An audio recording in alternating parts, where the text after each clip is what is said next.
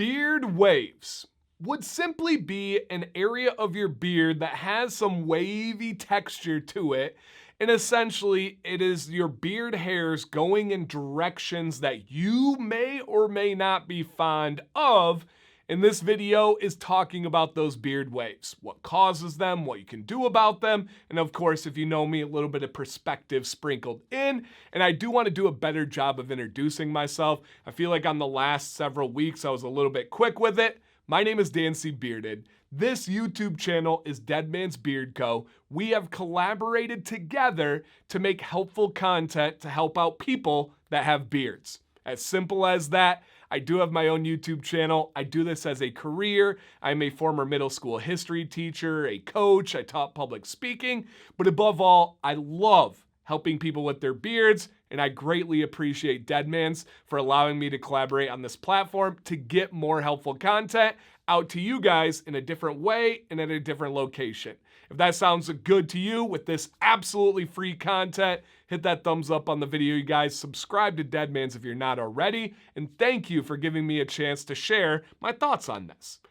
I need to begin by saying, my views on beard waves have changed over the last 10 years. Never really hated them, never had a problem with them, but they did bother me, and I would try to correct them in most cases, but I've made a distinction. There are natural waves that I call character, and then there are waves that are created based on stuff that's happening in life. I believe waves that are character, that are naturally within your beard, naturally within my beard, I really try to do my best to embrace them. I think it makes beards unique. I think it gives true character. Like, I'm not just using that word, and it's something that is special. So if you have it within your natural hair texture and style, try to make it work within your styling and preference would be my advice. That is one that I'm not really going to try and help you guys fix. However, you can apply the same info from the next part. Now, there are waves that happen from aspects of life. Things like a mask. If you guys remember the COVID era, if you had a beard, everybody had this little wave right along their jawline because of a mask. Other areas can occur because you sleep and it presses on your beard. Maybe you have some posture with your work and it's on there, or maybe a grooming pattern or habit, or they just randomly appear. It's not a part of your natural style. You don't know what causes them. And then probably the most common are these areas here. If you're with me, if you have a beard of any substance, you probably have struggles with waves and texture on your side. That's just the nature of the beast, you guys. Those areas are very, very difficult. I used to really dial them in with a heated brush. Now I've went a little bit more lax and I embrace the texture. I actually kind of enjoy it. And so to give you guys some advice on how to get rid of them if you have them. Heat is your answer. I'm a guy of quotes and equations. Here's the equation. Heat plus tension equals direction. If your hair is going in a direction you do not like, let's say it's going down, what you need to do is apply heat to it. It'll change that hair. It'll go through what's called the glass transitional phase.